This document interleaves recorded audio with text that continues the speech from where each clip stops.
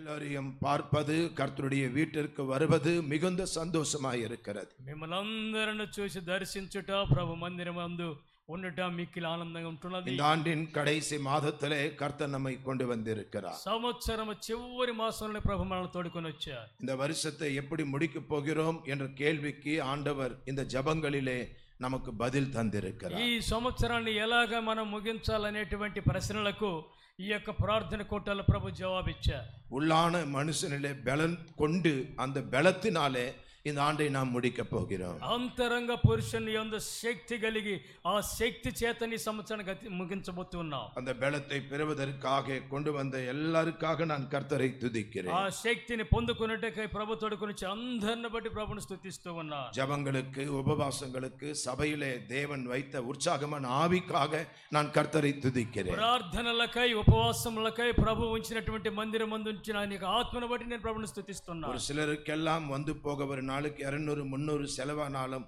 செலவை பொருட்படுத்தாமல் தினமும் வந்த அந்த குடும்பங்களை கர்த்தர் ஆசீர்வதிப்பாராக. కొంతమంది మందిరానికి వచ్చి వెళ్ళాలంటే దాదాపుగా 250 రూపాయల పైన ఖర్చు అగను, కానీ అవన్నీ చూడకుండా 21 దినాల పాటు మందిరానికి వచ్చి ప్రార్థించుకొని వెళ్ళారు. வந்த அத்தனை பேரையும் கர்த்தர் பலப்படுத்தி సహాయపడితే அவரே உங்களை நடத்துவாராக. వచ్చిన అందరిని కూడా దేవుడు బలపరిచి సహాయపరిచి వారిని ప్రభు దీవించి నడిపించుదురుగాక.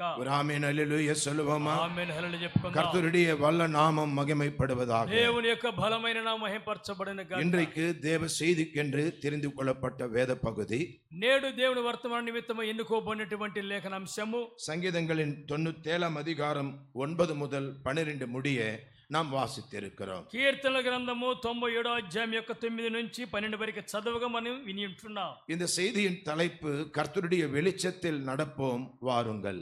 ఈ యొక్క వర్తమానం యొక్క ఉపోద్ఘాతము దేవుని యొక్క వెలుగులో నడిచెదము రండి. Come, let us walk in the light of the Lord. దేవుని యొక్క వెలుగులో నడిచెదము కనుక రండి. நம்முடைய ஆண்டவர் நமக்கு வெளிச்சம் தரக்கூடியவராக இருக்கிறார். మన ప్రభు మనకు వెలుగుని ఇచ్చేటువంటి వారిగా ఉంటున్నారు. உங்களுடைய ஆண்டவர் யார் என்று கேட்டால் God is love and God is light என்று நாம் சொல்ல முடியும். మీ దేవుడు ఎవరని చెప్పి ఒకవేళ అడిగితే ఆ మన దేవుడు ప్రేమను మరియు వెలుగునై ఉండని మనం చెప్పగలం. யாராவது இந்த தேவனை பார்த்து இருக்கிறார்களா என்றால் பார்த்தவர்கள் சொன்ன சாட்சி என்ன தெரியுமா? அவர் சேரக்கூடாத ஒளியிலே வாசம் பண்ணுகிறவராய் இருக்கிறார். ఎవరైనాను ఈ దేవుణ్ణి చూశారని చెప్పి అడిగితే ఆయనను దర్శించిన వారు చెప్పినటువంటి సాక్ష్యం ఏంటంటే ఎవరిని చేరలేనటువంటి స్థలాన నివాసమై ఉండి. ஒரு சமயம் இந்த தேவன் சீனாய் மலையிலே இறங்கி வந்த பொழுது, ఒక సమయాన ఈ దేవుడు సీనాయి పర్వతం మీదకి దిగి వచ్చినప్పుడు சுத்தி இருக்கிறவர்கள் பார்த்த காட்சி எப்படி இருந்தது தெரியுமா? చుట్టూ ఉండిన వారు చూసినటువంటి ఆ విధానం ఎలాగుండినదంటే அந்த சீனாய் மலை அக்னினாலே கொழுந்து விட்டு எரிவது போல காட்சி அளித்ததா. ఆ సీనాయి పర్వతం మొత్తం కూడా అగ్ని చేత రగులుతూ ఉన్నట్టు కనబడినది. ஒரு 40 நாள் அந்த தேவனுக்கு முன்பாக செலவழித்து மோசே இறங்கி வருகிறார். 40 దినాల పాటు ఆ దేవుని ఎదుట మోషే వారి ఉండి దిగి వస్తూ ఉన్నారు. மோசேனுடைய முகத்தை பார்க்காதபடி முக்காடிட்டு கொள்ளும்படி கூறினார்களாம். మోషే ముఖాన్ని కూడా చూడలేకుండా వారి యొక్క ముసుగులు వేసుకున్నారు. கர்த்தருடைய வெளிச்சத்தை கண்டு வந்த மனுஷனுடைய முகத்திலேயும் அந்த வெளிச்சம் பிரகாசித்தது. దేవుని దర్శించి చూసి వచ్చినటువంటి మనుషుల్లోనూ ఆ యొక్క వెలుగు ప్రకాశించినది. அன்பான தேவ பிள்ளைகளே, நம்முடைய ஆண்டவர் ஒளியாய் இருக்கிறார், ஒளியிலே வாசம் பண்ணுகிறார். ప్రియ దేవుని బిడ్డలారా, మన దేవుడు వెలుగునై ఉన్నాడు, వెలుగునందు నివాసమై ఉంటున్నాడు. அவர் ஜோதியாய் இருக்கிற தேவனாய் இருக்கிறார். ఆయన జ్యోతి అయి ఉండేటువంటి దేవుడునై ఉన్నాడు. இந்த தேவன் இருளை வெளிச்சமாக்குகிற தேவனாய் இருக்கிறார். ఈ దేవుడే చీకటిని వెలుగు చేసేటువంటి దేవుడుగా ఉన్నాడు. ஆமென் ஹல்லேலூயா சொல்லுங்க. ఆమేన్ హల్లెలూయా చెప్పుకుందామా? கைகளை உயர்த்தி ஒரு ஹல்லேலூயா சொல்லுங்க. చేతుల తలలు చెప్పుకుందాం. ஆதி ஆகமத்திலே நாம் வாசிக்கும் பொழுது ఆది కాండమునందు మనం చదివేటప్పుడు 2-3 வசனங்கள் இப்படி சொல்லுகிறது. 1వ అధ్యాయం 2-3 వాక్యాలు ఈ విధంగా. பூமியானது ஒழுங்கினமும் வெறுமையும் இருளாய் இருந்தது. భూమి నిరాకారముగాను శూన్యముగాను చీకటిగా మీ ఉంటున్నది. ஆதியிலே இந்த பூமி எப்படி இருந்தது? ఆది యందు భూమి ఎలాగుండినది? ஒழுங்கான எந்த செயலும் இந்த பூமியிலே இல்லை. క్రమబద్ధమైనటువంటి ఏ క్రియారూపం అందులో లేదు. பூமி வெறுமையாய் எந்த பொருட்கள் இல்லாமல் ஒரு காலி பாத்திரம் போல வெறுமையாய் இருந்தது. ఈ భూమి శూన్యంగా ఏ వస్తువులు లేకుండా ఖాళీ అయిన పాత్ర వలె ఉండినది. அது மட்டுமல்ல, இருள் எங்கும் நிறைந்திருந்தது. అంత మాత్రం కాకుండా చీకటి ఫుల్ సమస్తం నిండి ఉన్నది. ஆனால் வேத வசனம் சொல்லுகிறது, தேவ ஆவியானவர் ஜலத்தின் மேல் அசைவாடி கொண்டிருந்தார். దేవుని వాక్యం అంటున్నది, దేవుని ఆత్మ జలములపైన అల్లాడుచుండెను. அசைவாடி கொண்டிருந்த ஆவியானவர் செய்த செயல் என்ன? సంచరిస్తున్న ఆత్మ దేవుడు చేసిన క్రియ ఏంటి? 3వ வசனத்திலே వచనమునందు தேவன் வெளிச்சம் உண்டாக கடவது என்றார், வெளிச்சம் உண்டாயிற்று. దేవుడు వెలుగు కమ్మని పలుకగా వెలుగు కలిగెను.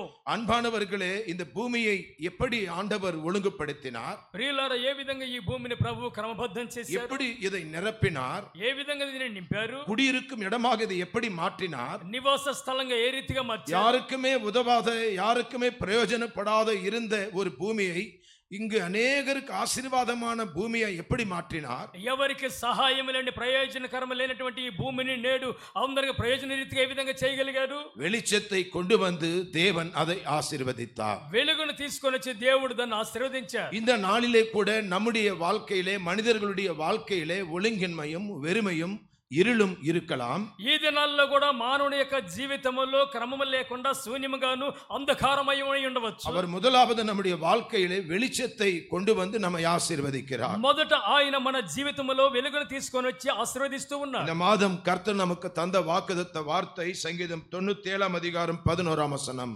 ఈ నెలకై ప్రభు మనకు అందించిన వాగ్దానము కీర్తనల గ్రంథము 97:11 వచనం. நீதிமானுக்காக வெளிச்சமும் செமையான இருதயம் உள்ளவர்களுக்காக மகிழ்ச்சியும் விதைக்கப்பட்டிருக்கிறது. నీతిమంతుల కొరకు వెలుగును, యథార్థ హృదయాల కొరకు ఆనందమును విత్తబడి ఉన్నవి. எல்லாரும் சொல்லுங்களே, வெளிச்சமும் மகிழ்ச்சியும். అందరూ చెప్పండి, వెలుగు ఆనందం. தேவன் இந்த கடைசி மாதத்தின் இந்த முதல் நாளிலே, முதல் வாரத்திலே, இந்த ஆண்டின் இறுதி நாட்களிலே நமக்கு தேவன் வெளிச்சத்தையும் மகிழ்ச்சியையும் கர்த்தர் விதைத்திருக்கிறார். దేవుడు ఈ యొక్క సంవత్సరం యొక్క చివరి దశలో, చివరి మాసంలో, మొట్టమొదటి వారములో దేవుడు మనకు ఆయన వెలుగును, ఆనందమును విదజల్లాడు. வெளிச்சத்தை அனுப்பி கர்த்தர் அழைக்கிறார், வாருங்கள் நாம் வெளிச்சத்தில் நடப்போம்.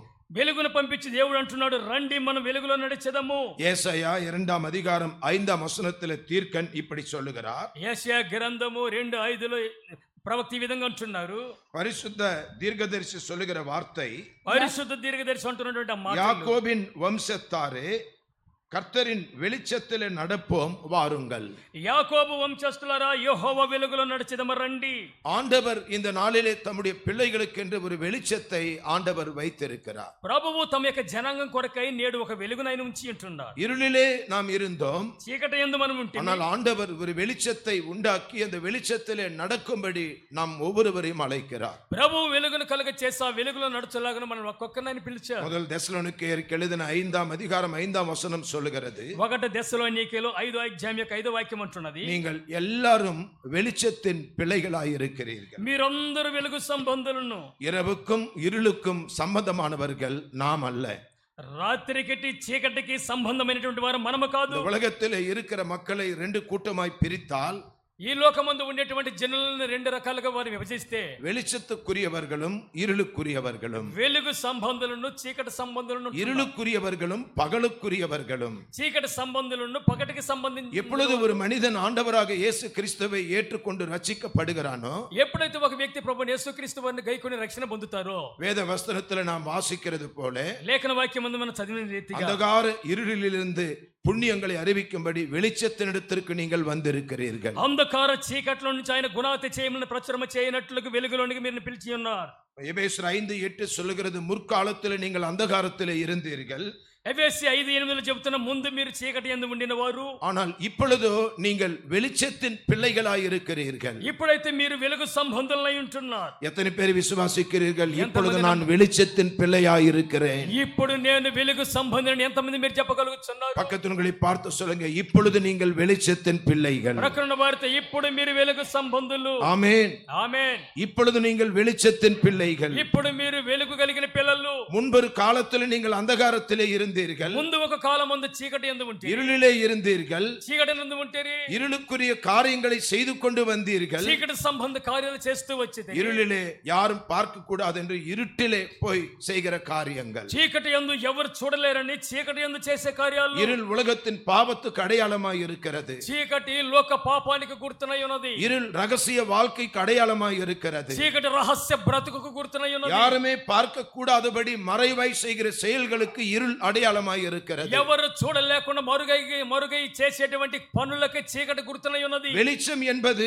அது வெளிப்படையான வாழ்க்கைக்கு அடையாளம். వెలుగు అనేటువంటిది ఒక బహిరంగతకు గుర్తది. வெளிச்சம் என்பது பரிசுத்த வாழ்க்கைக்கு அடையாளம். వెలుగు పరిశుద్ధానికి గుర్తు. வெளிச்சம் என்பது எல்லாரும் காணக்கூடியபடி நடக்கிற ஒரு வாழ்க்கையாய் இருக்கிறது. వెలుగు అనేటువంటిది అందరూ చూచలాగా తేటగా కనబడేటువంటిది. எபேசு சபைக்கு பவுல் எழுதுகிறார், ఎఫెసు సంఘానికి పౌలు நீங்க రాస్తున్నారు, முன்பு மாம்சத்துக்குரியவர்களாய் இருந்தீர்கள், ముందు మీరు శరీరానుసారంగా ఉంటిరి, முன்பு நீங்கள் இருளிலே நடந்தீர்கள், ముందు మీరు చీకటి యందు నడిచితిరి, இரவான மறைவான அந்தகார வாழ்க்கையிலே இருந்தீர்கள். రాత్రి చీకటి సంబంధమైన బ్రతుకులో ఉంటిరి. ஆனால் எப்பொழுது ஆண்டவராக இயேசு உங்கள் வாழ்க்கையிலே வந்தாரோ, ఎప్పుడైతే ప్రభు యేసుక్రీస్తు వారు మీ జీవితానికి వచ్చారో உங்கள் இருள் வெளிச்சமாக மாறினது. మీ చీకటి వెలుగుగా మారినది. நம்முடைய ஆண்டவர் யார் தெரியுமா? మన ప్రభు ఎవరు తెలుసా? இருளை வெளிச்சமாக்குகிற தேவன். చీకటిని వెలుగుగా చేసే దేవుడు. அதைத்தான் மீகா சொல்லுகிறார், கர்த்தர் என் இருளை வெளிச்சமாக்குவார். దానినే మీకు ఎవరన్నారు, నా యొక్క చీకటిని వెలుగుగా చేశాను. தாவீதும் சொல்லுகிறார், என் இருளை அவர் வெளிச்சமாக்குவார். దావీదును అన్నారు, నా యొక్క చీకటిని వెలుగుగా చేశాడు. இந்த நாளிலே உங்களுடைய வாழ்க்கையில் இருக்கக்கூடிய இருளை, என்னுடைய வாழ்க்கையில் இருக்கக்கூடிய இருளை வெளிச்சமாக்கும்படி கர்த்தர் வெளிச்சத்தை அனுப்பி இருக்கிறார். ఈ దినాల్లో నీ నా జీవితంలో ఉండేటువంటి చీకటిని వెలుగుగా చేయాలని చెప్పి వెలుగును పంపించారు. ஆதியாகமம் 1:4 சொல்லுகிறது, வெளிச்சம் நல்லது. ఆదికాండం 1:4 చెప్పబడి ఉంటున్నది, వెలుగు మంచిది. எல்லாரும் சொல்லுங்க, வெளிச்சம் நல்லது. వెలుగు మంచిది. ஆமென்.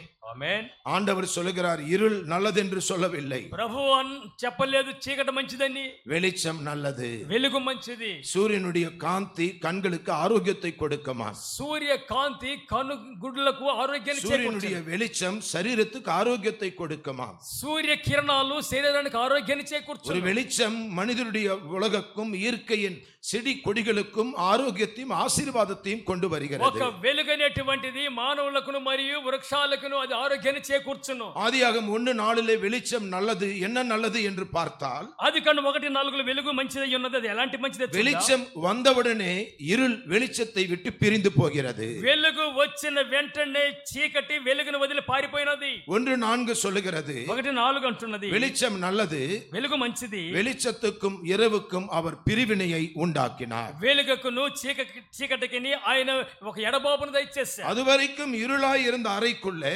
అదివరకు చీకటిగా ఉన్న గదిలో, இந்த அறைக்குள்ளே ஒரு டியூப்லைட் போட்டவுடனே, ఆ గదిలో ఒక ట్యూబ్ లైట్ వేసిన వెంటనే, ஒரு விளக்கு கொளுத்தினவுடனே ఒక దీపాన్ని వెలిగించిన వెంటనే அறையிலே இருந்த இருள் வெளியே போய்விட்டது. గదిలో ఉన్న చీకటి బయటికి వెళ్ళినది. வெளியிலே இருள் இருக்கிறது, இன்னும் ఇంకను బయట చీకటి ఉన్నది. சுற்றிலும் இருள்தான். చుట్టూను చీకటే. அதைத்தான் ஏசாயா 60 அதிகாரத்தில் முதல் வசனங்களிலே பார்க்கிறோம். దానిని యెషయా 61 చూడగలుగుతున్నాం. இதோ இருள் பூமியையும் காரிருள் ஜனங்களையும் மூடி இருக்கிறது. ఇదిగో చీకటి భూమిని కట్టిక చీకటి జనములను இரண்டாம் வசனம். మూచి ఉన్న இந்த உலகத்தையும் பூமியையும் இந்த ஜனங்களையும் இருளும் காரிருளும் மூடி இருக்கிறது. ఇదిగో ఈ లోకమును మనుషులను కట్టిక చీకటి ఆవరించి ఉన్నది. ஆனாலும் கர்த்தர் வெளிச்சமாய் உன்மேலே உதிப்பார். అయినప్పటికీ దేవుడు వెలుగు నీ మీదనే ఉదయించెను. எத்தனை பேரை விசுவாசிக்கிறீர்கள்? ఎంతమంది నమ్మొచ్చు ఉన్నారు? கர்த்தருடைய வெளிச்சம் உன்னுடைய என்னுடைய வாழ்க்கையிலே வரும் பொழுது, యెహోవా వెలుగు నీ నా జీవితంలోకి వచ్చేటప్పుడు நமக்குள்ளே இருக்கிற இருள் நம்மை விட்டு வெளியே போகிறது. మనలో దాగి ఉన్న చీకటి మన నుంచి వైదొలిగిపోతున్నది. குடும்பத்தில் இருக்கிற இருள் வெளியே போகிறது. కుటుంబం ముందు ఉన్న చీకటి బయటికి వెళ్తున్నది. ஓ, என்னுடைய கணவனை பிடித்திருக்கிற இருள் வெளியே போகிறது. నా భర్తను పట్టుకున్న చీకటి బయటికి వెళ్తున్నది. உங்களுடைய பிள்ளைகளை பிடித்திருக்கிற இருள் வெளியேறுகிறது. మీ పిల్లలను ఆవరించిన చీకటి బాహ్యంగా వెళ్తున్నది. இந்த ஆண்டவர் இருளை வெளிச்சமாக்குகிறவர். ఈ దేవుడు చీకటిని వెలుగు చేయవాడు. இந்த வெளிச்சம் தரக்கூடிய ஆசீர்வாதம் என்ன? ఈ వెలుగు దయచేసే ఆశీర్వాదం ఏంటి? ஏசாயா 9 அதிகாரம் 2 வசனத்திலே பார்க்கிறோம். యెషయా 9:2 చూస్తే இந்த இருள், இந்த வெளிச்சம் எப்படிப்பட்ட வெளிச்சமாய் இருக்கிறது? ఈ వెలుగు ఎలాంటి వెలుగునై ఉన్నది? ஏசாயா 9:2 சொல்லுகிறது, యెషయా 9:2 இருளை நீக்கும் பெரிய வெளிச்சமாய் இருக்கிறது. వెలుగును తొలగించి గొప్ప వెలుగు, చీకటిని తొలగించి பெரிய గొప్ప வெளிச்சம் వెలుగు. என்று சொல்லுங்க. గొప్ప వెలుగు చెప్పండి. இதுதான் பெரிய வெளிச்சம். ఇదేనండి గొప్ప వెలుగు. உலகத்தில் ஆங்காங்கு வெளிச்சம் போட்டு காண்பிக்கிறார்கள். లోకములు అక్కడక్కడ వెలుగులను చూపిస్తూ ఉంటారు. இங்க விளக்கை எரியணும் அப்படின்னு சண்டை போடுகிறார்கள். ఇక్కడ దీపం వెలగాలని చెప్పి గొడవ పెట్టుకుంటారు. இந்த இடத்திலே தான் விளக்கு வெளிச்சம் எரியப்பட வேண்டும். ఈ చోటనే దీపం అనేటువంటిది వెలిగించబడాలి. இந்த உலகத்திலே வெளிச்சத்திற்காக யுத்தங்கள் நடக்கிறது. ఈ లోకాన వెలుగు కొరక యుద్ధాలు జరుగుతున్నవి. ஆனால் வேதத்திலே பார்க்கிறோம், అయితే గ్రంథమందు చూస్తే ஒரு ஜனம் இருளிலே கிடக்கிறார்கள். ఒక జనులు చీకటి యందు ఉంటున్నారు. ఉన్నారు, மரண இருளிலே அவர்கள் சிக்கி இருக்கிறார்கள். మరణ ఛాయలలో చిక్కబడి ఉంటున్నారు, மரணத்தை நோக்கி அவர்கள் நகர்ந்து கொண்டிருக்கிறார்கள். మరణం వైపుగా వారు నడుచుచూ ఉన్నారు. யார் இவர்களை விடுவிப்பது? ఎవరు వీరిని విడిపించదు? யார் இவர்களுக்கு வெளிச்சத்தை காண்பிப்பது? ఎవరు వీరికి వెలుగును కనపరిచేది? அன்பான தேவனுடைய பிள்ளைகளே, దేవుని బిడ్డలారా, 9:2 ஏசாயா சொல்லுகிறார், 9:2 నుండి యెషయావు అంటారు, பெரிய வெளிச்சமாக ஆண்டவராக இயேசு கிறிஸ்து உதிப்பார் என்று பார்க்கிறோம். ఒక గొప్ప వెలుగుగా ప్రభు యేసుక్రీస్తు వారు ఉదయిస్తారని చెప్పి చూడగలుగుతున్నాం. தீர்க்க தரிசனமாய் சொல்லப்பட்ட இந்த வாசகம் దీర్ఘదర్శనంగా చెప్పబడినటువంటి ఈ యొక్క వచనము மத்தேயு 4:15 நிறைவேறி இருக்கிறது. మత్తయి 4:15 నెరవేర్చబడి ఉన్నది. ஆண்டவராக இயேசு பிறந்த பொழுது ప్రభు యేసుక్రీస్తు వారు పుట్టినప్పుడు அவர் 30ஆம் வயதிலே ஞானஸ்தானம் பெற்று ఆయన 30వ ఏట బాప్తిసం పొంది அவர் కరయేరి గలిలయ நப்தலி ஜெபூலூன் போன்ற நாடுகளிலே சுற்றித் திரிந்து சுவிசேஷத்தை அறிவித்தார். ఆయన నదీ తీరములో నఫ్తాలి జెబూలి అనేటువంటి ప్రతి ప్రాంతంలో తిరిగి సంచరిస్తున్నప్పుడు மனம் திரும்புங்கள், பரலோக ராஜ்யம் சமீபித்திருக்கிறது என்று அவர் பிரசங்கிக்க ஆரம்பித்தார். మారు మనసు పొందుడి పరలోక రాజ్యం సమీపించి ఉన్నదని చెప్పి ప్రసంగించడం ప్రారంభించారు. அதற்கு முந்தி 15 வசனத்தும் சொல்லுகிறது, దానికి ముందుగా 15 చెప్పబడి ఉంటున్నది, இருளிலே இருக்கிற ஜனங்கள் இதோ பெரிய வெளிச்சத்தை கண்டார்கள். చీకటిలో కూర్చున్న ప్రజలు గొప్ప వెలుగును చూచిరి. அன்பான தேவ பிள்ளைகளே, దేవుని బిడ్డలారా, உன்னுடைய என்னுடைய வாழ்க்கையில பெரிய வெளிச்சமாக ஆண்டவராக இயேசு பிறந்த நாள் தான் கிறிஸ்துமஸ் நாள். నీ నా జీవితంలో యేసుక్రీస్తు వారు గొప్ప వెలుగునై పుట్టినటువంటి ఆ దినమే క్రిస్మస్ దినం. கிறிஸ்துமஸ் என்றால் இந்த வசனத்தினுடைய அர்த்தம் என்ன? ఈ వచనం ప్రకారం క్రిస్మస్ అంటే అర్థం ఏంటి? பெரிய வெளிச்சம் உதயமானது, గొప్ప వెలుగు ఉదయించినది. இருளில் இருக்கிற ஜனங்களுக்கு பெரிய வெளிச்சம் தோன்றினது, చీకటిలో ఉన్న వారికి గొప్ప వెలుగు ఉద్భవించినది. மரண இருளில் இருக்கிற ஜனங்களுக்கு இந்த வெளிச்சம் உதித்தது. మరణ ఛాయలో కూర్చున్న వారికి వెలుగు ఉదయించినది. மனம் திரும்புங்கள், பரலோக ராஜ்யத்திலே நீங்கள் பிரவேசிப்பீர்கள் என்று இந்த வெளிச்சம் அழைக்கிறது. మారు మనసు పొందుడి పరలోక రాజ్యంలో ప్రవేశించడని వెలుగు పిలుస్తున్నది. அப்போஸ்தலர் 9ஆம் அதிகாரத்திலே ஒரு மனிதன் இருளிலே சிக்கி இருளின் அதிகாரத்தை செயல்படுத்தும்படி போய் கொண்டிருக்கிறான். అపోస్తలుల కార్యములు 9వ అధ్యాయంలో ఒక వ్యక్తి చీకటి యందు చిక్కబడి చీకటి కార్యాలు చేయాలని బయలుదేరి వెళ్ళాడు. அவன் இருளுக்கும் இரவுக்கும் சம்பந்தமானவன். అతడు చీకటికి రాత్రి సంబంధన అంధకారத்தின் அதிகாரத்தை பெற்றவன். అంధకారమందు అధికారం పొందినవాడు. வெளிச்சத்தோடு யுத்தம் செய்கிறான். వెలుగుతో యుద్ధం చేయవాడు. வெளிச்சத்தின் பிள்ளைகளை பிடித்து சிறையிலே தள்ளுகிறான். వెలుగు సంబంధికులను పట్టుకొని సెరల వేసేవాడు. ஆனால் அந்த வெளிச்சம் அவனை நடுவழியிலே சந்தித்தது. కానీ ఆ వెలుగు అతని మార్గ మధ్యములో సంధించినది. வானத்திலிருந்து சடிதியிலே ஒரு ஒளி அவன் மேலே பட்ட பொழுது ఆకాశము నుంచి అకస్మాత్తుగా ఒక వెలుగు అతని మీద పడినప్పుడు அவன் கீழே விழுந்து அவன் இருளை அவனுடைய வாழ்க்கையிலிருந்து வெளியே வந்தது. అతడు కింద పడిన వెంటనే చీకటి అతని బ్రతుకు నుంచి బాహ్యంగా వెళ్ళినది.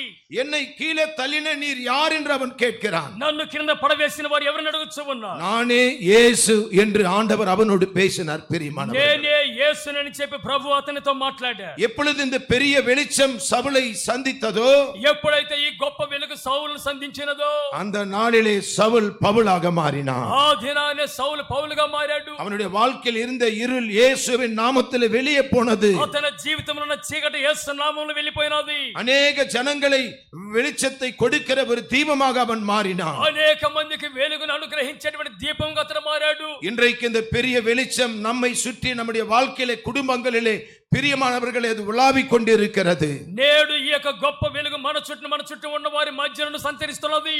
உங்களை ஒரு வெளிச்சமாய் மாற்றும்படி இந்த வெளிச்சம் வந்திருக்கிறது. మిమ్మల్ని గొప్ప వెలుగు మార్చాలని వెలుగు వచ్చి ఉన్నది. யோவான் சுவிசேஷகத்திலே ஒரு மனுஷனை பார்த்து வேதம் சொல்லுகிறது, యోహాను సువార్తలో ఒక వ్యక్తిని చూసి గ్రంథం అంటున్నది, இதோ இவன் எரிந்து பிரகாசிக்கிற விளக்காய் இருக்கிறான். ఇదిగో ఇతడు లేచి ప్రకాశించేటువంటి దీపమునై ఉన్నాడు. இவன் வெளிச்சத்திலே நீங்கள் களிக்கூற மனதாயிருந்தீர்களே, ఇతని వెలుగునందు మీరు ఆనందించాలని మనసు కలిగి ఉంటిరే.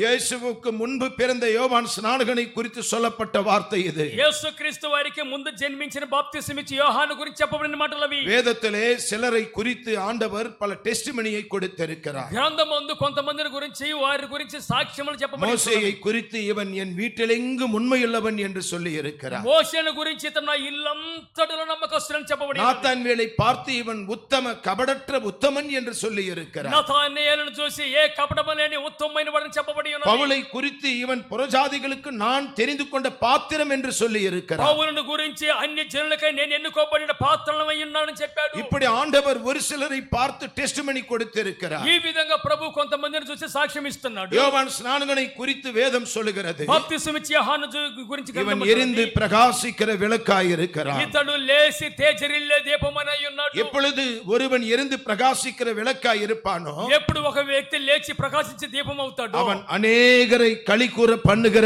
ஆசீர்வாதம் உள்ளவனாய் இருப்பான். అతడు అనేక మందిని ఆనందింపజేసేటువంటి ఆశీర్వాద పాత్రుడు అవుతాడు. ஒரு வெளிச்சம், ஒரு விளக்கு எரிந்த உடனே யாரும் அந்த வெளிச்சம் எங்களுக்கு வேண்டாம் என்று ஒதுங்கி போக முடியாது. ఒక దీపము వెలిగించిన వెంటనే ఆ వెలుగు మాకు వద్దని ఎవరు వెళ్ళిపోరు. கவனிங்க, గమనిద్దాం. ஒரு விளக்கை எரிந்த உடனே ఒక దీపం விரும்பினாலும் விரும்பாவிட்டாலும் அவர்கள் மேல் அந்த வெளிச்சம் போய்ப்படும். వారు కోరినా కోరకపోయినా వారి మీద వెలుగు పడును. அது வரைக்கும் அவர்களுக்குள்ள இருந்த இருள் அவர்கள் விரும்பாவிட்டாலும் அது அவர்களை விட்டு வெளியே போய்விடும். అది వరకు వారి మీద ఉన్న చీకటి వారు కోరుకోకపోయినా కూడా అది పడిన వెంటనే చీకటి వెళ్ళిపోతుంది. இன்றைக்கு அப்படித்தான் கர்த்தர் உங்களை எரிந்து பிரகாசிக்கிற விளக்காய் மாற்றும்படி வந்திருக்கிறார். ఆ విధంగానే నేడు ప్రభువు అలాగ ప్రకాశించేటువంటి దీపములుగా మిమ్మల్ని మార్చాలని వచ్చాడు. நாம மட்டும் எரிந்து பிரகாசிப்போமானால் మనం మాత్రమే లేచి நாம் ప్రకాశించినట్లయితే போற இடத்திலெல்லாம் இருள் தானாகவே அது அந்த இடத்தை காணாமல் போய்விடும். మనము వెళ్ళే ప్రతి చోటగా అది అనుకోకుండా వీళ్ళకి చీకటి తొలగిపోద్ది. எத்தனை பேர் இதை விசுவாசிக்கிறீர்கள்? ఎంతమంది నమ్మగలుగుతున్నారు? ஆண்டவர் சொல்லுகிறார், உன்மேலே கர்த்தர் உதிப்பார். ప్రభు అంటున్నాడు, నీ మీద వెలుగు ఉదయించును. உதிக்கின்ற உன் வெளிச்சத்திற்கு ராஜாக்கள் வருவார்கள். నీ యందు ప్రకాశించే వెలుగు యొద్దకు రాజులు బయలుదేరి వస్తారు. ஜனங்கள் உன் வெளிச்சத்திலே களி கூறுவார்கள். జనులు నీ వెలుగునందు ఆనందిస్తారు. ஏன் தெரியுமா? எங்களுக்கு வெளிச்சத்தை காண்பிப்பவன் யார் என்று ஜனங்கள் தடவி திரிகிறார்கள். ఎందుకు తెలుసా? మాకు వెలుగును చూపించు వారు ఎవరని చెప్పి ప్రజలంతా కూడా யாராகலும் எங்களுக்கு நல்வழியை காண்பிப்பவர்கள் இருக்கிறார்களா? ఎవరైనా మాకు మంచి మార్గాలు చూపించేవారు ఉన్నారా? வெளிச்சத்தை காணும் நாட்கள் எங்கே என்று அலைந்து திரிகிறார்கள். వెలుగును చూసి ఆ దినాలు ఎక్కడని చెప్పి అల్లాడు తిరుగుతున్నారు. இதோ அங்கே வெளிச்சம் இருக்கிறது என்று காண்பிப்பு கர்த்தர் உங்களை அழைக்கவில்லை. ఇదిగో అక్కడ వెలుగు ఉదయించని చూపించని ప్రభు పిలవలేదు. நீங்களே ஒரு விளக்காய் எரியும்படி கர்த்தர் நம் நடுவிலே வந்து இருக்கிறார். మీరే దీపంగా ఎలగాలని ప్రభు మన మధ్యలోకి వచ్చారు. இருளிலே இருக்கிற ஜனங்கள் பெரிய வெளிச்சத்தை காணும்படி விரும்புகிறார்கள். చీకటిలో ఉన్న ప్రజలు గొప్ప వెలుగును చూడాలని ఆశిస్తూ ఉన్నారు. அவர்களேலூயா சொல்லுவோமா? హల్లెలూయా చెప్పుకుందామా? இந்த பெரிய வெளிச்சம் செய்கிற ஆசீர்வாதம் என்ன சொல்லுங்களே? ఈ గొప్ప వెలుగు చేసే ఆశీర్వాదం ఏంటి తెలుసా? இது இருளை வெளிச்சமாய் மாற்றும். చీకటిని వెలుగుగా మార్చును. உங்க பிள்ளையினுடைய வாழ்க்கை இருளில் இருந்தால் இந்த பெரிய வெளிச்சம் உங்கள் பிள்ளையினுடைய இருளை நீக்கி வெளிச்சத்தை கொண்டு வரும். మీ పిల్లల జీవితంలో చీకటి ఉన్నట్లయితే ఈ వెలుగు నేడు వారికి వెలుగును చేకూర్చును. உங்க வாழ்க்கையிலே வீட்டிலே சந்ததிகள் இருக்கிற இருள் வெளிச்சமாக மாற்றும். మీ యొక్క జీవితంలో ఇళ్ళల్లో బాహ్యంగా ఉండే చీకటిని ఆయన వెలుగుగా మార్చును. விசுவாசித்தவர்கள் கைகளை உயர்த்திவர் அல்லேலூயா சொல்லுவோம். నమ్మిన వారు చేతుల తలలు చెప్పుకుందాం. இரண்டாவதாக இந்த வெளிச்சம் தரக்கூடிய ஆசீர்வாதம் என்ன? రెండవది వెలుగు అనుగ్రహించే ఆశీర్వాదం ఏంటి? நம்மை வழி நடத்தும் அக்கினி வெளிச்சம் என்று வேதம் சொல்லுகிறது. మనల్ని నడిపించేటువంటి అగ్ని వెలుగు అని చెప్పి சங்கீதம் 78 அதிகாரம் 14 வசனத்தை வாசிக்கும் பொழுது కీర్తనలు 78:14 చదివేటప్పుడు இஸ்ரவேல் ஜனங்களை இந்த அக்கினி வெளிச்சம் வழி நடத்தினது. ఇశ్రాయేలు జనాంగాన్ని యొక్క అగ్ని వెలుగు మార్గమును నడిపించినది. 12 வசனத்திலே எகிப்தில் அவர் செய்த அதிசயங்களை பாருங்கள் என்று நம்மை அழைக்கிறார். 12వ వచనంలో ఐగుప్తు దేశంలో ఆయన చేసిన ఆశ్చర్యకార్యాలు చూడమని చెప్పి పిలుస్తున్నారు. தேவன் அப்படி என்ன அதிசயங்களை செய்தார்? ప్రభు ఎలాంటి ఆశ్చర్యకార్యాలు చేశాడు? கடலை பிளந்து ஜலங்களை குவியலாக நிற்க பண்ணினார். సముద్రాన్ని పాయలు చేసి జనాలందరూ కూడా ధరణి నిలిపాడు. பகலிலே மேக ஸ்தம்பமாகவும் இரவில் அக்னி ஸ்தம்பமாகவும் அவர்களை வழி நடத்தினார். పగటి వేళ మేఘంగాను రాత్రి వేళ అగ్ని స్తంభంగాను వారిని నడిపించారు. அவர்கள் குடிக்கும்படி கண்மலைகளை பிளந்து தண்ணீரை கொடுத்தார். వారు త్రాగులాగా కొండను చీల్చి నీళ్ళని ఇచ్చాడు. ஆமென் அல்லேலூயா சொல்லுங்களே. ఆమేన్ హల్లెలూయా చెప్పుకుందామా? இந்த அக்கினி வெளிச்சம் உன்னையும் என்னையும் வழி நடத்தக்கூடியதாய் இருக்கிறது. ఈ యొక్క అగ్ని వెలుగు నిన్ను నన్ను త్రోవ నడిపించేదనై ఉన్నది. கர்த்தருடைய வல்ல நாமம் மகிமைப்படுவதாக. దేవుని యొక్క గొప్ప నామం మహిమపరచబడును. கைகளை உயர்த்துவர் அல்லேலூயா சொல்லுங்களே. చేతుల తలలు చెప్పుకుందాం. செய்தி நேரத்தில் தயவு செய்து யாரும் வெளியே போவது ஆசீர்வாதம் அல்ல. వర్తమాన సమయాల్లో దయచేసి ఎవరు బయటికి వెళ్ళటం అది మీకు ఆశీర్వాదం உங்க కాదు. செல்போன் உங்களை எப்படி வெளியே கொண்டு போகும்? ఒక చిన్న సెల్ ఫోన్ ఎలాగ మిమ్మల్ని బయటికి తీసుకుని వెళ్ళద్ది? உங்க செல்போனை அணைத்து போட்டு கர்த்தருடைய வசனங்களை நீங்க கேட்கணும். వాక్య సందర్భన దయచేసి మీ సెల్ ఫోన్ ఆఫ్ చేసి మీరు వాక్యానికి ஒரு ஆமென் சொல்லுங்களேன். హల్లెలూయా చెప్పుకుందాం. ஹல்லேலூயா హల్లెలూయా ஹல்லேலூயா சொல்லுங்களேன். హల్లెలూయా చెప్పుకుందాం. கர்த்தருடைய நாமம் மகிமைப்படுவதாக. దేవుని యొక్క నామం మహిమపరచబడును గాక. எங்கே அவர்களை வழி நடத்தினார்? ఇక్కడ ఆయన వారిని నడిపించారు. எங்கே அவர்களை கர்த்தர் வழி நடத்தினார்? ఎక్కడికై ప్రభు వారిని త్రోవ నడిపించాడు? நெகேமியா 2ஆம் அதிகாரம் 19ஆம் வசனம் சொல்லுகிறது, வனாந்திரத்திலே கர்த்தர் அவர்களை வழி நடத்தினார். 78వ కీర్తన 19వ நெகேமியா 2ஆம் அதிகாரம் 19ஆம் வசனம், నెహెమియా 2:19 చెప్పబడుచు ఉంటుంది. வனாந்திரத்திலே தேவன் அவர்களை வழி நடத்தினார். ఎడారి మార్గంలో దేవుడు వారిని మార్గంలో నడిపించాడు. எல்லா வசதியா இருக்கிற இடத்துல வழி நடத்துவது ரொம்ப சுலபம். మంచి సదుపాయం కలిగిన చోట నడిపించడం తేలికండి. ஆல்ரெடி அங்க ரோட் இருக்கு, ఆల్రెడీ అక్కడ రోడ్లు ఉంటున్నాయి, தார் ரோட் இருக்கு, కార్ రోడ్లు ఉన్నవి. அதிலே போய் ஒரு கார் நடத்துவது ரொம்ப சுலபம். అక్కడ ఒక కారు నడిపించడం చాలా తేలికే. ரோட்டே இல்லாத வனாந்தர பாதையிலே రోడ్లే లేని ఎడారి మార్గమున ஒரு டூ வீலர் கார் நடத்துவது ரொம்ப கஷ்டமான காரியம். టూ వీలర్ గాని కారు నడిపించడం చాలా కఠినమైన పని. குண்டும் குழியுமா இருக்கும், గుంటల మెట్లుగా ఉంటాయి, செடி புதர்கள் இருக்கும். చెట్లు ముళ్ళుగా ఉంటాయి. எப்படி வழி நடத்துவது? ఏ విధంగా మార్గం నడిపించాలి? எப்படி காரை நடத்தி கொண்டு போவது? ఏ విధంగా కారు నడిపించగలరు? அதுதான் இஸ்ரவேல் ஜனங்களுடைய நிலைமை. అదే ఇశ్రాయేల్ ప్రజల యొక్క పరిస్థితి. ரோட்டே இல்ல, రోడ్లే లేవు, எந்த వసதி இல்ல, ఏ సదుపాయాలు లేదు, உணவு கொடுக்கக்கூடிய வயல் நிலங்கள் இல்ல, ఆహారం పెట్టి పొలాలు లేవు, அவர்களுக்கு பொருட்களை வாங்க எந்த சரக்கு கடைகளும் அங்கே இல்ல. వస్తువులు కొనుక్కునే అంగళ్ళు లేవు. ஆனால் ஆண்டவர் அந்த வனாந்தர பாதையில் அவர்களை அற்புதமாய் வழி நடத்தினார். దేవుడైతే అరణ్య మార్గాన్ని అద్భుతంగా వారు నడిపించారు. எப்படி நடத்தினார் என்று பார்த்தால் ఏ విధంగా నడిపించాడు? 19ஆம் வசனம் சொல்லுகிறது, 19వ వచనం అంటున్నాడు, கைவிடாமல் கர்த்தர் அவர்களை வழி நடத்தினார். చెయ్యి విడవక ప్రభు వారు నడిపించాను. ஒரு ఆమేన్ హల్లెలూయా சொல்லுங்களேன். ఆమేన్ హల్లెలూయా. கைவிடவே இல்லை, చెయ్యి వదిలిపెట్టలేదు. அவர்களை பிடித்த நாள் முதற்கொண்டு கர்த்தர் கைவிடாமல் அவர்களை கைப்பிடித்து நடத்தினார். వారిని నడిపించిన రోజు మొదలుకొని చెయ్యి పట్టుకుని నడిపించాడు. எப்படி ஒரு தாய் தகப்பன் தங்கள் பிள்ளைகளை கைப்பிடித்து நடத்துவார்களோ, ఏ విధంగా ఒక తల్లిదండ్రులు తమ యొక్క పిల్లలను చెయ్యి పట్టుకుని నడిపిస్తారో, தேவன் இஸ்ரவேல் ஜனங்களுடைய கைகளை பிடித்துக் கொண்டு வழி நடத்தினார் என்று நாம் பார்க்கிறோம். దేవుడు ఇశ్రాయేలు జనాంగం యొక్క చేతులు పట్టుకొని మార్గాన్ని నడిపించాడని చూస్తూ ఉన్నాం. அன்பானவர்களே, எப்படி நடத்தினார் என்று பார்ப்பீர்கள் என்றால் ప్రియులారా, ఏ విధంగా నడిపించాడు? 20ஆம் వசனம் சொல்லுகிறது, 20వ వచనం అంటున్నది, தம்முடைய ஆவியை அவர்களுக்கு தந்து. తమ యొక్క ఆత్మను వారికి దయచేసి. ஆமென் சொல்லுங்க. ఆమేన్ చెప్పుకుందాం. நீயும் நானும் வழி நடத்தப்பட வேண்டுமானால் నీవు నేను మార్గం నడిపించాలంటే நம்முடைய பலன் நமக்கு போதாது. మన యొక్క శక్తి మనకు చాలదు. ஏன் அவருடைய ஆவியை தருகிறார்? ఎందుకైనా ఆత్మనిస్తున్నాడు? அப்போஸ்தலர் 1:8 சொல்லுகிறது, అపోస్తలులు 1:8 అంటున్నారు, அவருடைய ஆவி நம்மிடத்திலே வரும் பொழுது ఆయన ఆత్మ మన యొద్దకు వచ్చేటప్పుడు நாம் பலன் அடைகிறோம். మనము శక్తి పొందుతాము. அவருடைய ஆவி அருளினால் என்றால் அர்த்தம் என்ன? ఆయన ఆత్మని ఇచ్చాడని అర్థం ఏంటి? தம்முடைய பலத்தை கொடுத்து தேவன் அவர்களை வழி நடத்தினார். ఆయన యొక్క బలాన్ని ఇచ్చి జనులను నడిపించాడు. அதனால் தான் அவர்கள் சோர்ந்து போகவில்லை, అందువల్ల వారు సమస్యలు లేదు, இளைப்படையவில்லை, నీరసించలేదు, நடந்து கொண்டே இருக்கிறார்கள். నడుచుతూనే ఉండారు. எத்தனை நாள் நடத்தினார் தெரியுமா? ఎన్ని దినాల పాటు నడిచారు తెలుసా? 21ஆம் வசனம் சொல்லுகிறது, 40 ஆண்டுகள் வழி நடத்தினார். 40 ఏళ్ల పాటు వారు నడిచారు. ஒரு நாள் 2 நாள் இல்லங்க. 1-2 రోజులు కదండి. நமக்கு இந்த குடும்பம் கல்யாணமாய் 10 வருஷமாய் இருக்கலாம், మనకు వివాహమై 10 సంవత్సరాలు అయి ఉండవచ్చు, 5 வருடமாய் இருக்கலாம். 5 ఏళ్ళు అయి ఉండవచ్చు. ஐயோ என்னால முடியாது, అయ్యో నా వల్ల కాదు, என்னால நடத்த முடியாது, నా వల్ల నడిపించలేదు, இனி இந்த குடும்பம் எனக்கு வேண்டாம், అయ్యో ఈ కుటుంబం వద్దు, ஏன் தான் எனக்கு கல்யாணம் ஆச்சோ, ఎందుకై పెళ్లి ஏன் చేశారు, தான் இந்த குடும்ப வாழ்க்கை வந்ததோ, ఎందుకు కుటుంబ జీవితం వచ్చినదో, நடத்த முடியாம குழம்பி போய் எவ்வளவு கலவர பூமியாய் மாறி இருக்கிறோம். నడిపించలేక సమస్యల పాలై ఎంత కలవరంగా మారినదో. காரணம் என்ன? కారణం ఏంటి? உள்ளே நமக்கு பலன் இல்ல. లోపల మనకి శక్తి లేదు. உள்ளே பலன் இல்லாததினாலே లోపల శక్తి లేనందువల్ల வெளியே இருக்கிற மாம்சத்தினுடைய பலவீனங்கள் நம்மை மேற்கொள்ளுகிறது. బాహ్యంగా కనబడే శరీరమస్తైన బలహీనతలు, மாம்சத்தில் இருக்கிற கோபங்கள் குடும்பத்திலே வருகிறது. శరీరం ముందుండే కోపాలు కుటుంబానికి వస్తున్నవి. மாம்சத்தில் இருக்கிற இச்சைகள், ஆணவங்கள், அடக்க முடியாத காரியங்கள் வெளியே தலை தூக்குகிறது. శరీరం ముందు ఉండే శరీరక్షలన్నిటిని కూడా అదుపులో పెట్టుకోలేకుండా ఉంటున్నవి. ஒரு சுமூகமாக, சாந்தமாக, ஆசீர்வாதமாக, சுகமாக போக வேண்டிய குடும்பங்கள் సమూహంగా, శాంతంగా, ఆశీర్వాదంగా, నిమ్మలంగా వెళ్ళవలసిన కుటుంబాలు இன்றைக்கு எவ்வளவு தாறுமாறாய் போய் ఈ கொண்டிருக்கிறது. దినాల్లో ఎంత తారుమారవుతున్నవి. ஆனால் இங்கே ஒரு குடும்பத்தை பாருங்க. అయితే ఇక్కడ కుటుంబాన్ని చూస్తే இந்த குடும்பத்திலே சுமார் 20 லட்சம் ஜனங்கள் இருக்கிறார்கள். ఈ కుటుంబాన్ని దాదాపు 20 లక్షల ప్రజలు ఉంటున్నారు. பாதை இல்ல, మార్గం లేదు, எந்த பொருட்கள் இல்ல, ఏ వస్తువులు లేవు, எந்த విధமான ஆசீர்வாதங்கள் இல்ல, ఏ ఆశీర్వాదాలు లేవు, வனாந்திரமான பாதை, ఎడారితో గుండె మార్గం, கொடிய மிருகங்கள், కఠోరమైన మృగాలు, விஷ சர்ப்பங்கள், విష సర్పములు, எந்த வசதி வாய்ப்புகள் இல்ல.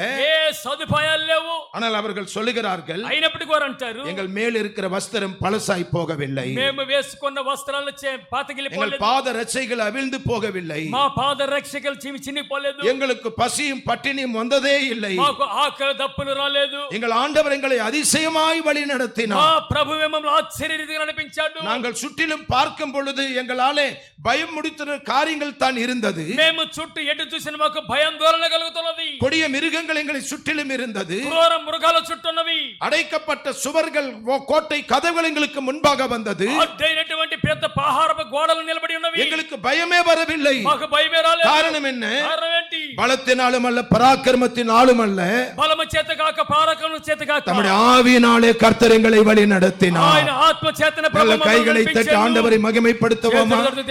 எனக்கு அன்பான தேவனுடைய பிள்ளைகளே, దేవుని బిడ్డలారా, இன்றைக்கு வழி நடத்தும் ஒரு அக்கினி வெளிச்சம் ஆண்டவர் நம்முடைய வீடுகளிலே வைக்கிறார். ఈ రోజున మార్గం నడిపించేటువంటి వెలుగు అగ్ని దేవుడు మన ఇంట్లో இந்த அக்கினி வெளிச்சம் உங்கள் குடும்பத்தை வழி நடத்தும். ఈ యొక్క అగ్ని వెలుతురు మీ కుటుంబాన్ని உங்கள் నడిపించును. பிள்ளைகளை வழி நடத்தும். మీ బిడ్డలు నడిపించును. கணவன் மனைவியாக உங்களை வழி நடத்தும். భార్య భర్తలైన మిమ్మల్ని నడిపించును. இஸ்ரவேல் ஜனங்களை 40 ஆண்டுகள் நடத்தவில்லையா? ఇశ్రాయేలు జనాంగం 40 ఏండ్ల పాటు నడిపించలేదా?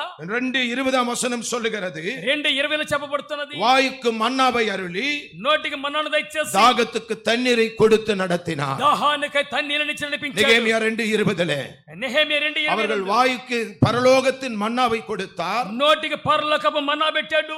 தாகத்துக்கு கண்மலைகளை பிளந்து தண்ணீரை கொடுத்தார். దాహానికి బండ చీల్చి నీళ్ళనిచ్చాడు. அற்புத அதிசயங்களை தேவன் அந்த வீட்டிலே நடத்தினார். అద్భుత ఆశ్చర్యకారాలు దేవుడు ఆ ఇంట్లో நீங்கள் జరిపించాడు. விசுவாசிக்கிறீர்களா? మీరు నమ్ముతున్నారా? நம்முடைய ஆண்டவர் உன்னையும் என்னையும் வழி நடத்தும்படி ஒரு அக்கினியை நமக்கு முன்பாக வைத்திருக்கிறார். మన దేవుడు నిన్ను నన్ను నడిపించుగా అగ్నిని మన ఎదురు పెట్టాడు. ஒரு ஆமென் அல்லேலூயா வரலையே உங்க வாயில? ఆమేన్ హల్లెలూయా అంటే ఏంటి? அல்லேலூயா. హల్లెలూయా. உங்களை எது வழி நடத்துகிறது? ఏది మిమ్మల్ని నడిపిస్తున్నది? சம்பளமா? జీతాలా? நம்முடைய அதிகாரங்களா? అధికారులా? நம்முடைய ஆளுகைகளா? మన పరిపాలికలా? நம்முடைய வாயின் சத்தங்களா? మన నోటి శబ్దమా? அல்லது நம்முடைய தாய் வீடா, தகப்பன் வீடா, లేక మన తల్లి లేక తండ్రి ఇల్లులా? பூர்வீகம் வைத்திருக்கிற சொத்து சுகங்களா? మన పూర్వీకుల పితరార్జితమా? யார் உங்களை வழி நடத்தணும்? ఎవరు మిమ్మల్ని నడిపించేది? சங்கீதம் 43 அதிகாரம் 3 வசனத்தில் தாவீது இப்படி ஜெபிக்கிறார். కీర్తన 43:3లో దావీదు ఇలాగ ஒரு ప్రార్థిస్తున్నాడు. அருமையான ஜெபத்தை அவன் ஏறெடுக்கிறார். అద్భుతమైన ప్రార్థనను చేస్తున్నాడు. வாசியுங்கள் அந்த வசனத்தை. ఆ వచనం చదువుకుందాం. உமது வெளிச்சத்தையும் உமது சத்தியத்தையும் அனுப்பியருளும். அவைகள் என்னை நடத்தி உமது பரிசுத்த பர்வதத்திற்கும் உமது வாசஸ்தலத்துக்கும் என்னை கொண்டு போவதாக. தாவீது ஜெபிக்கிற ஜெபம் என்ன சொல்லுங்கள்? దావీదు చేసే ప్రార్థన ఏంటి తెలుసా? உம்முடைய வெளிச்சத்தையும் சத்தியத்தையும் அனுப்பி அருளும். నీ వెలుగును సత్యమును బయలుదేరి చేయండి. கவனியுங்க, வெளிச்சம் அவருடைய பிரசன்னம், వెలుగు ఆయన ప్రసన్నత, சத்தியம் கர்த்தருடைய வேத வார்த்தை. సత్యము లేఖన వాక్యము. ஒரு குடும்பத்திலே இந்த 2 பகுதிகள் இருக்கணும். ఒక కుటుంబంలో ఈ 2 భాగాలు ఉండాలి. பிரசன்னமும் இருக்கணும், ప్రసన్నత ఉండాలి, பிரசங்கமும் இருக்கணும். ప్రసంగమును எல்லாம் சொல்லுங்க, பிரசன்னம், ప్రసన్నత, பிரசங்கம். ప్రసంగం. ரெண்டுமே நம்முடைய குடும்பத்திலே இருந்தால், రెండును మన కుటుంబం మందు ఉంటే, இந்த இரண்டுக்கும் நீங்கள் கீழ்ப்படிந்தால், ఈ రెండిటికి మీరు లోబడితే, இந்த ரெண்டும் உங்களை வழிநடத்தி கொண்டு போகும். ఇవి రెండు మిమ్మల్ని నడిపిస్తూనే వెళ్ళి. ஆமென் சொல்லுங்க. ఆమేన్ చెప్పుకుందామా? தாவீது ஜெபிக்கிறான், அப்பா நான் பெரிய தேசத்தின் ராஜாவா இருக்கலாம். దావీదు ప్రార్థిస్తున్నాడు, తండ్రి నేను దేశానికి గొప్ప రాజును కావచ్చు, எனக்கு மகா பெரிய பராக்கிரமம் இருக்கலாம், నాకు మహా గొప్ప పరాక్రమం ఉండవచ్చు, எல்லாரும் என் சொல்லுக்கு கீழ்ப்படியலாம், అందరూ నా మాటకు లోబడవచ్చు, என்னுடைய பதவியோ அதிகாரமோ என்னை நடத்த கூடாது, నా పదవి అధికారం నడిపించకూడదు. 40,000 50,000 நீங்கள் சம்பாதிக்கலாம், 40,000 వేలు మీరు సంపాదించవచ్చు, அது உங்களை நடத்த கூடாது. అవి మిమ్మల్ని నడిపించకూడదు. ஒரு ஆமென் சொல்லுங்களே. ఆమేన్ చెప్పుకుందాం. எது உங்களை வழி நடத்தணும்? ఏవి మిమ్మల్ని నడిపించాలి? உம்முடைய வெளிச்சமும் உம்முடைய சத்தியமும் என்னை வழி நடத்தட்டும். మీ వెలుగు మీ సత్యము నన్ను నడిపించాలి. எதுவரைக்கும் வழி நடத்தணும்? ఎదివరి దగ్గర నడిపించాలి? பரிசுத்த பர்வதமாகிய சியோன் வரைக்கும் உம்மாலே நான் வழி நடத்தப்பட விரும்புகிறேன். పరిశుద్ధ పర్వతమైన సియోను వరకు మీ వలన నడిపించబడాలనుకుంటున్నాను. இந்த பூமியிலே நம்முடைய யாத்திரை முடியவில்லை. ఈ భూలోకాన మన యాత్ర ఆగిపోలేదు. வில்லிவாக்கத்திலே நம்முடைய கதை முடியல. విల్లివాకం మన కథ అయిపోలేదు. மெட்ராஸிலே இந்தியாவிலே நமக்கு சாப்டர் முடியல. మెడ్రాస్ ఇండియాలో మన చాప్టర్ అయిపోలేదు. ஒரு பரிசுத்த பர்வதம் நமக்காய் ஆண்டவர் கட்டி ஆயத்தமாக்கி ఒక இருக்கிறார். పరిశుద్ధ పర్వతం మన హల్లెలూయా. సిద్ధంగా చేసి ఉన్నారు. அந்த சியோன் வரைக்கும் நீங்க வரணையா? ఆ సియోను వరకు మీరు రావాలయ్యా. பக்கத்தில் இருக்கிற அந்த ஐயாவை கைப்பிடித்து சொல்லுங்களேன். ప్రక్కన అయ్యగారు చేయబట్టుకొని చెప్పండి. நான் சொல்றது சொல்லணும். నేను చెప్పేదే చెప్పాలి. இதோட நிறுத்திடாதீங்க. ఇంతటితో నిలబెట్టొద్దు. பரலோகம் வரைக்கும் நீங்க வரணும். పరలోకం వరకు నువ్వు రావాలి. பரலோகம் வரைக்கும் நீங்க நடக்கணும். పరలోకం వరకు నువ్వు నడవాలి. ஒரு ஆமென் ஹல்லேலூயா சொல்லுங்களேன். ఆమేన్ హల్లెలూయా చెప్పుకుందాం. ஹல்லேலூயா హల్లెలూయా ஹல்லேலூயா. హల్లెలూయా. நம்மை வழி நடத்தும் அக்கினி வெளிச்சமாய் கர்த்தர் இந்த நாளிலே வந்து இருக்கிறார். మనల్ని నడిపించుటకు అగ్ని వెలుగుగా దేవుడు ఈ రోజున మన మధ్యలో வெளிச்சம் தரக்கூடிய மூன்றாவது ஆசீர்வாதம், వెలుగు దయచేసే మూడవ ఆశీర్వాదము, நம்மை ஆசீர்வதிக்கும் விடியற்கால வெளிச்சமாய் கர்த்தர் வருகிறார். మనల్ని ఆశీర్వదించేటువంటి వేకువ కాలపు ఆశీర్వాదం అయి ఉన్నది. ஏசாயா 58 அதிகாரம் 8 வசனத்திலே பார்க்கிறோம். యెషయా 58:8 మనం చూస్తే வாசியுங்கள். చదువుకుందాం. அப்பொழுது விடியற்கால வெளுப்பை போல உன் வெளிச்சம் எழும்பி உன் சுகவாழ்வு சீக்கிரத்தில் துளிர்த்து உன் நீதி உனக்கு முன்னாலே செல்லும், கர்த்தருடைய மகிமை உன்னை பின்னாலே காக்கும். எப்படிப்பட்ட வெளிச்சமாய் இங்கு நாம் பார்க்கிறோம்? ఇది ఎలాంటి వెలుగుగా మనం దీన్ని చూడగలుగుతూ ఉన్నాము? விடியற்கால வெளிச்சம். వేకువ వెలుగు. இந்த விடியற்கால வெளிச்சம் என்ன செய்யும்? ఈ వేకువను వచ్చే వెలుగు ఏం చేయను? நம்முடைய வாழ்க்கையிலே ஆசீர்வாதத்தை கொண்டு வருகிறது. మన జీవితంలోనికి ఆశీర్వాదాన్ని తోడుకొని వచ్చును. ஏசாயா இந்த வசனத்திலே சொல்லுகிறார், యెషయా వారి వాక్యం అంటారు, எப்பொழுது விடியற்கால வெளிச்சம் உன் வாழ்க்கையிலே எழும்புகிறதோ, ఎప్పుడు వేకువనే వెలుగు మీ యొక్క జీవితానికి ఉదయించునో, இதுவரைக்கும் இல்லாத ஒரு சுக வாழ்வு உன் வாழ்க்கையிலே துளிர்க்கும். ఇది వరకు లేనటువంటి స్వస్థత మీకు శీఘ్రంగా లభించును. சொல்லுங்களே, சுக வாழ்வு துளிர்க்கும் என்று சொல்லுங்களே. స్వస్థత మీకు దొరుకును. இதுவரைக்கும் பலவீனமான வாழ்க்கையா இருக்கலாம், ఇది వరకు బలహీనమైన జీవితం ఉండవచ్చు, நோயுள்ள வாழ்க்கையா இருக்கலாம், రోగం కలిగిన జీవితమై ఉండవచ్చు, சபிக்கப்பட்ட வாழ்க்கையா இருக்கலாம். శపించబడిన జీవితమై ఉండవచ్చు. ஆனால் எப்பொழுது விடியற்கால வெளிச்சம் வருகிறதோ, ఎప్పుడైతే వేకువ కాలపు వెలుగు వచ్చినదో, இதுவரைக்கும் இல்லாத ஆசீர்வாதங்களை கர்த்தர் உன் வாழ்க்கையிலே கொண்டு வருவார். ఇది వరకు లేనటువంటి ఆశీర్వాదాలను ప్రభు మీ జీవితంలో ஏன் ஆண்டவர் இந்த வெளிச்சத்திற்கு விடியற்கால வெளிச்சம் என்று பெயர் வைத்தார்? ఎందుకని ప్రభు ఈ వెలుగుకు వేకువ వెలుగు అని చెప్పి పేరు పెట్టారు? என்னோடு கூட உங்கள் வேதாகமத்தை 2 சாமுவேல் 23 அதிகாரம் 4 வசனத்துக்கு திருப்பிக் கொள்ளுங்கள். 2 సామెవేలు 23:4 వైపు వాక్యం వైపు తిప్పుకుందాం. ஏன் இதற்கு விடியற்கால வெளிச்சம்? ఎందుకని వేకువ కాలపు వెలుగు? விடியற்கால வெளிச்சம் என்ன செய்யும்? ఈ యొక్క వేకువ జాము వెలుగు ఏం చేయను? இந்த இடத்துல நாம் பார்க்கிறோம், ఈ చోట మనం చూస్తే பூமியிலே புல்லு உள்ளே மறைந்திருக்கிறது. ఈ యొక్క భూమి మీద మొలకలు మెదుగుచూ ఉన్నవి. உள்ளே இருக்கிற புல்லை மனிதன் காண முடியல, எடுக்க முடியல. భూమికి లోపల ఉన్నటువంటి ఆ మొక్కలను మొలకలను మనుషుడు తీయలేకున్నాడు. இந்த புல்லு மனுஷனுக்கும் மிருகங்களுக்கும் ஆகாரமாய் கொடுக்கப்பட்டது. ఈ యొక్క మొక్కలు మనుషులకు జంతువులకు ఆహారంగా ఇవ్వబడి ఉంటున్నవి. இது வெளியே வந்தால் மனிதனும் மிருகமும் இதை புசித்து திருப்தி அடைவான். ఇవి బయటకు వస్తేనే మనుషులను మృగాలు తిని తృప్తి పొందుతారు. ஆனால் இது பூமிக்குள்ள மறைந்திருக்கிறது. కానీ ఇది భూమిలోనే మరుగై ఉన్నది. மறைந்திருக்கிற இந்த ஆகாரத்தை, ஆசீர்வாதத்தை வெளியே எது கொண்டு வரும்? మరుగైనటువంటి ఆహార ఆశీర్వాదం ఏది బయటికి తీసుకొని వచ్చును? விடியற் காலத்திலே உதிக்கிற வெளிச்சமானது முளை பூமியில் இருக்கிற அந்த புல்லை முளைக்க பண்ணுகிறது. వేకువనే ఉదయించేటువంటి వెలుగనేటువంటిది ఈ యొక్క భూమికి మరుగైన మొక్కలను మొలిపింప చేయును. என்னுடைய வாழ்க்கையில் அநேக ஆசீர்வாதங்கள் மறைந்திருக்கலாம். నీ నా జీవితంలో అనేక ఆశీర్వాదం మరుగై ఉన్నవి. நாம் புசிக்க வேண்டிய ஆகாரங்கள் மறைந்திருக்கிறது. మనం భుజించవలసిన ఆహారం మరుగై ఉన్నవి. அனுபவிக்க வேண்டிய ஆசீர்வாதங்கள் உள்ளே எங்கேயோ மறைந்து கிடக்கிறது. అనుభవించవలసిన ఆశీర్వాదం లోపల ఎక్కడో మరుగై ఉన్నవి. நம்முடைய கண் அவைகளை பார்க்கவில்லை. మన కన్నులు వాటిని చూడలేదు. ஏதோ ஒன்று அதை போட்டு மூடி அடைத்திருக்கிறது. ఏదో అవి మూసి అమికి ఉంటున్నవి. யாரோ ஒருவருடைய கையை அதை இறுக பிடித்துக் கொண்டு இருக்கிறது. ఏదో ఒకరి యొక్క చెయ్యి దానిని గట్టిగా పట్టుకొని ఉన్నది. யாரோ ஒருவர் கையெழுத்து போட வேண்டும், இன்னும் கையெழுத்து போடவில்லை. ఎవరో ఒకరు చేవరాత వేయవలసిన సంతకం పెట్టలేకున్నారు. ஏதோ ஒரு கோர்ட் கேஸ்ல இருக்கிறது, இன்னும் கேஸ் வெளியில வரவில்லை. ఏదో ఒక కోర్టు కేసులో ఉన్నది, ఇంకా కేసు బయటికి రాలేదు. நமக்கு வர வேண்டிய ஆசீர்வாதம், మనకు చెందవలసిన ఆశీర్వాదం, அதனால நாம் உயர்த்து ஆசீர்வாதமாய் வாழ வேண்டிய நன்மைகள், దాని చేత మనం హెచ్చించబడి ఆశీర్వాదం ఉండవలసిన మేలు. ஆனால் இன்றைக்கு ஆண்டவர் சொல்லுகிறார், ఈ రోజున ప్రభు అంటారు, எந்த இடத்தில் அது முடங்கி கிடக்கிறதோ, ఏ చోటనది ముడుచుకొని ఉన్నదో, மறைந்திருக்கிறதோ, మరుగై ఉన్నదో, அவைகளை கர்த்தர் உடைத்து வெளியே கொண்டு வருவார். వాటిని ప్రభు எத்தனை பேர் விசுவாசிக்கிறீர்கள்? நல்ல ஜோரா கையை தட்டி கர்த்தரை மகிமைப்படுத்துவோமே. ஏசாயா 45 அதிகாரம் 4 வசனம். యెషయా గ్రంథము 45:4 నందు ஆண்டவர் சொல்லுகிறார், ప్రభు అంటారు, நான் வெண்கல கதவுகளை உடைத்து இரும்பு தாழ்பால்களை முறித்து அந்தகாரத்தில் இருக்கிற பொக்கிஷங்களையும் ஒளிப்பிடத்தில் இருக்கிற புதையல்களையும் உனக்கு கொடுப்பேன். எல்லாரும் తలుపులను పగలగొట్టి ఇనుప గడిలను విరగొట్టి అంధకారములో ఉంచబడిన ధననిధిని రహస్యమైన మరుగైన எல்லாம் சேர்ந்து வாசிப்போம். நான் என் தாசனாகிய யாக்கோபின் நிமித்தமும் நான் தெரிந்து கொண்ட இஸ்ரவேலின் நிமித்தமும் நான் உன்னை பெயர் சொல்லி அழைத்து நீ என்னை அறியாதிருந்தும் உனக்கு நாமம் தரிப்பித்தேன். నీకు బిరుదలిచ్చితిని. அல்லேலூயா சொல்லுவோமா? హల్లెలూయా చెప్పుకుందామా? அநேக பொக்கிஷங்கள் அந்தகாரத்திலே இருக்கு, புதையல்கள் ஒளிப்பிடத்திலே மறைக்கப்பட்டிருக்கிறது. అనేకమైన ధన నిధి మరుగున దాచబడి ఉంటున్నది. நமக்கு சேர வேண்டிய பொக்கிஷங்கள் எங்கேயோ நம்முடைய கண்களுக்கு தெரியல, ஒரு இருளிலே இருக்கிறது. మనకు చెందవలసిన ధన నిధి ఎక్కడ రహస్యం ఉంది, చీకట్లో దాగి ఉంటున్నది.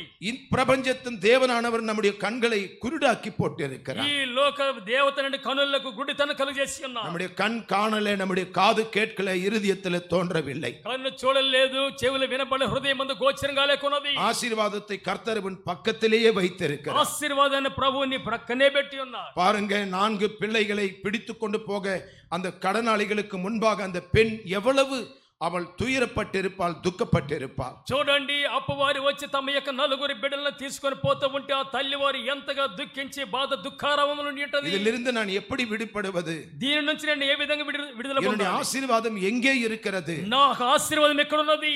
நான் விடுவிக்கப்பட்டு தலை நிமிர்ந்து நடக்கிற ஆசீர்வாதம் எங்கேயோ இருக்கிறது.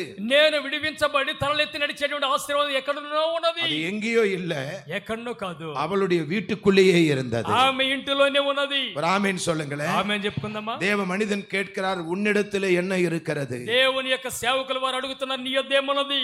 வீட்டுக்குள்ள கொஞ்சம் எண்ணெய் தான் இருக்கிறது. ఇంటిలో కాస్త నూనె ఉన్నదయ్యా. வீட்டுக்குள் இருக்கிற அந்த கொஞ்சம் எண்ணெயை வைத்து கர்த்தர் அற்புதம் செய்தார். ఇంటిలో ఉన్న కొంచెం నూనె చేతనే ప్రభు అద్భుతాలు చేశారు. நான் என்ன சொல்லுகிறேன் தெரியுமா? నేనేం చెప్తానో తెలుసా? உங்களுடைய ஆசீர்வாதம் எங்கேயோ இல்ல, మీ ఆశీర్వాదం ఎక్కడో కాదు, உங்களிடத்திலே தான் இருக்கிறது. మీ యొద్దనే ఉన్నవి, உங்க பக்கத்திலே தான் మీ இருக்கிறது. ప్రక్కనే ఉన్నవి. உங்கள் ஆசீர்வாதம் உங்கள் வீட்டுக்குள்ளே தான் మీ இருக்கிறது. ఆశీర్వాదం మీ ఇళ్ళల్లో அது ఉన్నవి. புதைந்து மறைந்து இருக்கிறது. అవి మరుగై இன்றைக்கு దాగి ఉన్నవి. கர்த்தர் சொல்லுகிறார், ఈ రోజు ప్రభు అంటాడు, விடியற்கால வெளிச்சமாக கர்த்தர் உங்கள் வீட்டுக்குள்ளே உதிப்பாரானால், వేకువ కాలపు వెలుగుగా ప్రభు మీలో ఉదయించినట్లయితే மறைந்திருக்கிற பூமியிலே புதைந்திருக்கிற புல்லை போன்ற ஆசீர்வாதங்கள் முளைத்து கர்த்தர் வெளியே கொண்டு வருவார். మరుగై భూమిలో దాగి ఉన్న మొక్కల వలె మిమ్మల్ని ప్రభు ఉదయింప చేస్తాడు. எத்தனை பேர் அவைகளை விசுவாசிப்பீர்கள்? ఎంతమంది వాటి యందు கைகளை உயர்த்தி சொல்லுங்க, என் ஆசீர்வாதம் முளைப்பதாக, నా ఆశీర్వాదం మొలచును గాక, என் புதையல்கள் எனக்கு கிடைப்பதாக, ధననిధి దొరుకును గాక, பொக்கிஷங்களை கர்த்தர் எனக்கு கொண்டு வருவாராக. నాకు డబ్బు దొరుకును గాక.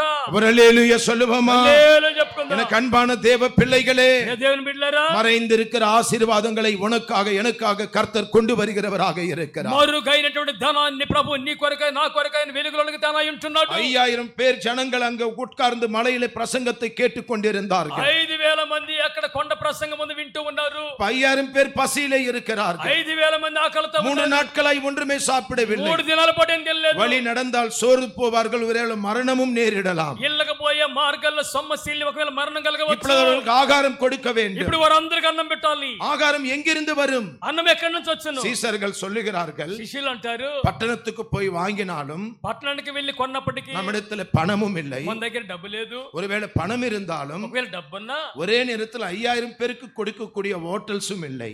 ఒక్క గంటలోని ఇంతమంది పెట్టి హోటల్స్ లేదు. அவ்வளவு ஆகாரம் இந்த இடங்களில் யாரும் சமைத்து ரெடியாக வைக்கவும் இல்லை. ఇంత మందికి ఆహారము వారు సిద్ధం ఎవరు ஒரு చేయలేదు. பெரிய கேள்வி அவர்களுக்கு முன்பாய் வந்தது ఒక போல పెద్ద ప్రశ్న వారికి మధ్యలోకి వచ్చినది. இன்றைக்கு நம்முடைய வாழ்க்கையில் கூட இப்படிப்பட்ட கேள்விகள் இருக்கிறது. ఈ దినాల్లో మన మధ్య కూడా ఇలాంటి ప్రశ్నలు ఉంటున్నాయి. பிள்ளைகளை எப்படி படிக்க வைப்பது? పిల్లల్ని ఏ విధంగా చదివించాలి? எப்படி திருமணம் பண்ணுவது? ఏ విధంగా పెళ్లి చేయాలి? எப்படி வீட்டின் தேவைகளை சந்திப்பது? ఏ విధంగా ఇంటి అవసరతలు இது கடன் பிரச்சனையிலிருந்து வெளியே வருவது எப்படி? ఈ అప్పు బాధ నుంచి ఏ విధంగా బయటికి రావాలి? நான் என்ன செய்தால் இதை சந்திக்க முடியும்? నేను ఏం చేస్తే వీటిని என்னுடைய సంధించగలను? ஆசீர்வாதம் எங்கே இருக்கிறது? ఆశీర్వాదం ఎక్కడ ఉన్నది? எங்கெங்கேயோ நாம் அலைந்து திரிகிறோம். ఎక్కడికెక్కడో వెళ్ళి తిరుగుతూ யாரையோ போய் கதவை தட்டுகிறோம். ఎవరెవరో తలుపులు తడుతాం. ஆனால் ఆండவர் என்ன செய்தார் தெரியுமா? అయితే ప్రభు ఏం చేశాడు? இந்த 5000 பேருக்கு ஆசீர்வாதம் எங்கேயோ வெளியே இல்லை, ఈ 5000 మందికి తగిన ఆశీర్వాదం ఎక్కడ లేదు. அந்த ஜன கூட்டத்திலேயே இருந்தது. ఆ జన సమూహం మధ్యలో ఉన్నది. ஆமென் சொல்லுங்களேன். ఆమేన్ చెప్పుకుందామా? அந்த 5000 பேருக்கு ஆசீர்வாதம் 5000 మంది తగిన ఆశీర్వాదం ஜன கூட்டத்தில் இருக்கிற ஒரு பெரியவன் அல்ல, జన సమూహం మధ్యలో ఉన్న పెద్ద ஒரு పెద్దవాని பராக்கிரமசாலி அல்ல, ఒక పరాక్రమశాలి దగ్గర ஒரு కాదు, ஐஸ்வர்யவான் அல்ல. ధనవంతుని యొద్ద కాదు. அதை கூட ஏன் சிறு பிள்ளை கையில கொடுத்தார் தெரியுமா?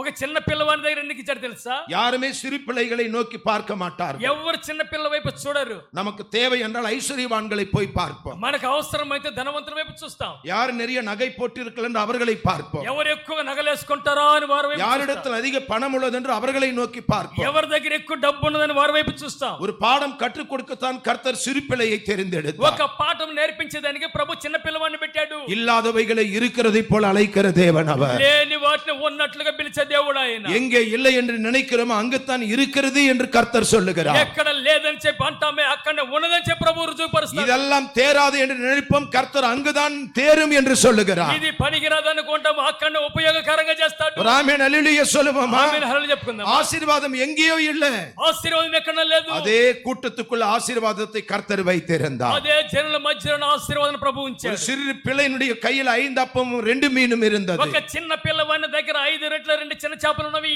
அவனிடத்தில் இருக்கிற வரைக்கும் அது பலுகி பெருகவில்லை. వాని దగ్గర ఉన్నంత చేప ఏం విస్తరించలేదు. ஒருவேளை அவன் புசித்திருந்தால் அவன் வயிறு மட்டும்தான் நிரம்பி இருக்கும். ఒకవేళ వాడు తింటే అతని కడుపు మాత్రం నిండి ఉంటదేమో. ஆனால் எப்பொழுது அவைகள் கர்த்தருடைய கரங்களிலே வந்ததோ, ఎప్పుడైతే అవి దేవుని చేతికి వచ్చినవో, அவனுடைய வயிறும் நிரம்பினது. 5000 பேருடைய வயிறையும் கர்த்தர் நிரப்பினார். పిల్లవాని కడుపు నిండినది, 5000 మంది కడుపులు నిండినవి. அதனால் தான் உங்கள் சம்பளத்தை கர்த்தருடைய கையிலே கொடுக்கணும். కనుకనే మన జీతాల్లో దేవుని చేతికి உங்கள் అప్పగించాలి. போனஸை கர்த்தருடைய கையிலே మీ கொடுக்கணும். బోనస్లను కూడా ప్రభు చేతికి உங்கள் అప్పగించాలి. வருமானங்களை கொண்டு வந்து கர்த்தருடைய கையிலே வைக்கணும். మీకు వచ్చే రాబడులు కూడా ప్రభు చేతికి అప్పగించాలి. கர்த்தருக்கு கொடுத்தது போக மீதி நீங்கள் எடுத்துக்கொள்ளணும். ప్రభువుకి ఇవ్వగా మిగిలినదాన్ని తీసుకోవాలి. మీరు பாருங்கள் நீங்கள் எப்படி ஆசீர்வதிக்கப்படுவீர்கள். ఆ పైన చూడండి మీరు ఏ రీతిగా ఆశీర్వదించబడతారు. ஆமென் சொல்லுங்க. ఆమేన్ చెప్పుకుందామా? அதுதான் விசுவாசம் பிரியமானவர்களே. అదే విశ్వాసం ప్రియులారా. எனக்கு கொடும் என்று கேட்டவுடனே నాకు ఇవ్వండి అని అడిగిన వెంటనే அவன் ஒரு அப்பத்தை கொடுக்கல, ఆ పిల్లవాడు ఒక్క రొట్టె பாதி ఇవ్వలేదు. அப்பத்தை கிள்ளி கொடுக்கல, ఏదో కొంచెం తుంచేం ఇవ్వలేదు. முழுசா எடுத்து கர்த்தருடைய கையிலே வைத்தார். ఉన్నది పూర్తిగా ప్రభు చేతికి ఇచ్చాడు. ஒரு ஆமென் சொல்லுங்களேன். ఆమేన్ చెప్పుకుందామా? ஒரே அப்பம் சுட்டு தானும் தன் பிள்ளையும் புசித்து சாக நினைத்தால் அந்த சூனேமியரால் என்கிற ஒரு பெண், సునేమిరాలు అనేటువంటి ఆ அந்த స్త్రీ சமாரிய தேச అనేటువంటిది. సునే- சாரேபாத்து என்கிற விதவை அந்த சகோதரி, సారెబెత గ్రామం ఉన్నటువంటి విధవరాలు ఆమె కలిగిన ఒక్క రొట్టెని కాల్చుకొని ఆమె తన యొక్క బిడ్డ తిని చనిపోవాలనుకున్నారు. ஆனால் ஊழியக்காரன் கேட்கிறான், అప్పుడు సేవకులు అంటారు, முதலாவது எனக்கு சுட்டு கொடு. నువ్వు కాల్చింది మొట్టమొదటి నాకు పెట్టు. அவள் கிள்ளி கொடுக்கல, பிட்டு கொடுக்கல, ఆమె ఉన్న దాంట్లో ఏదో సగము తుంచివ్వలేదు. இருக்கிறத சுட்டு அவனுக்கு கொடுத்தா. వచ్చిన ఒక్క రొట్టెని ఆయనకి நடந்த ఇచ్చింది. அற்புதம் என்ன? అక్కడ జరిగిన అద్భుతం அந்த ఏంటి తెలుసా? பஞ்ச காலம் முழுவதும் அவளும் அவள் வீட்டாரும் சாப்பிட்டு திருப்தி அடையும்படி கர்த்தர் நடத்தினார். ఆ కరువు దినాలన్నిటిలో ఆమె తన యొక్క ఇంటి వారు తిని తృప్తి కలిగి உங்கள் ఉన్నారు. வருமானங்களை கிள்ளி கொடுக்காதீர்கள், பிட்டு கொடுக்காதீர்கள். మీకు వచ్చేటువంటి రాబడులు ఏదో చూసి చూసి ఏదో ఇవ్వకూడదు. ஆண்டவருக்கு சரியாக நீங்கள் தசம்பாகங்களை எடுத்து கர்த்தருக்கு கொடுத்து பாருங்கள். ప్రభువుకి సరైనటువంటి దశంభాగాలు ఇచ్చి చూడండి. நீங்கள் கொடுக்க கொடுக்க கர்த்தர் உங்கள் வருமானங்களை பெருக பண்ணுவார். మీరు ఇవ్వగా ఇవ్వగా మీ రాబడులను అధికరిస్తాడు. அல்லேலூயா. உங்களுக்கு ப்ரமோஷன் உண்டாகும். ఆ విధంగా మీ ప్రమోషన్లు కలుగును. உங்களுடைய தத்தளிக்கிற உங்கள் படகை கர்த்தர் கரையிலே கொண்டு போய் சேர்ப்பார். తప్పించి అల్లాడుతున్న మీ పడవను ఒడ్డును చేరుస్తాడు. நீங்கள் எதிலுமே குறைவு பட மாட்டீர்கள். దేని యందు కొరత కలిగి ఉండరు. ஆண்டவருடைய வார்த்தை சொல்லுகிறது. ప్రభు వాక్యం అంటున్నది, ஆண்டவர் அவர்களை எப்படி நடத்தினார்? ప్రభు వారిని ఏ విధంగా నడిపించాడంటే, நெகேமியா 2ஆம் அதிகாரம் 21ஆம் வசனம் சொல்லுகிறது, నెహెమియా 2:21 అంటున్నది, 40 வருஷம் அவர்களுக்கு ஒன்றும் குறைவு படாமல் ஆண்டவர் அவர்களை ஆசீர்வதித்தார். 40 ఏండ్ల పాటు వారికి ఏ కొరత లేకుండా ప్రభు వారిని నడిపించాడు. சொல்லுங்களேன், ஒன்றும் குறைவு படல. ఏ కొరత లేకుండా, சொல்லுங்க, ஒன்றுமே குறைவு படவில்லை. ఏ కొరత లేకుండా என்ன தேவையோ அந்த தேவையை கர்த்தர் கொடுப்பார். ఏం అవసరతలు వారు ప్రభుకి என் దయచేస్తారు. பிள்ளைகளுக்கு எப்பொழுது ஃபீஸ் கட்ட வேண்டுமோ கர்த்தர் ஃபீஸை கட்ட உதவி செய்வார். పిల్లలకు ఎప్పుడు ఫీజు కట్టాలో కట్టుటకే సహాయపడ్డాడు. எனக்கு எப்பொழுது எது தேவையோ அதை கர்த்தர் அறிந்திருக்கிறார். నాకు ఎప్పుడు ఏది అవసరం ఆయన గుర్తెరిగాడు. எனக்காக யாவையும் கர்த்தர் செய்து முடிக்கிறவராய் இருக்கிறார். నా కొరకై సమస్తము చేసి ముగించేవాడై ఉంటున్నాడు. ஆமென் அல்லேலூயா சொல்லுங்களேன். ఆమేన్ హల్లెలూయా இந்த చెప్పుకుందామా? 21 நாட்களும் சபையிலே நான் சமீபத்தில் அறிவித்தேன். 21 దినాల పాటు సంఘం ముందు ஒவ்வொரு ప్రకటించారు. குடும்பத்தார் வந்து தினமும் கொஞ்சம் டீ ஸ்நாக்ஸ் கொடுக்க சொல்லி ఒక్కొక్క కుటుంబీకులు వారు వచ్చి ప్రతిరోజు సాయంకాలం టీ స్నాక్స్ ఇవ్వమని போட்டி చెప్పారు. போட்டுக்கொண்டு விசுவாசிகளாகி நீங்கள் தந்தீர்கள். పోటీలు వేసుకొని విశ్వాసాన్ని మీరు వచ్చి ఇచ్చారు.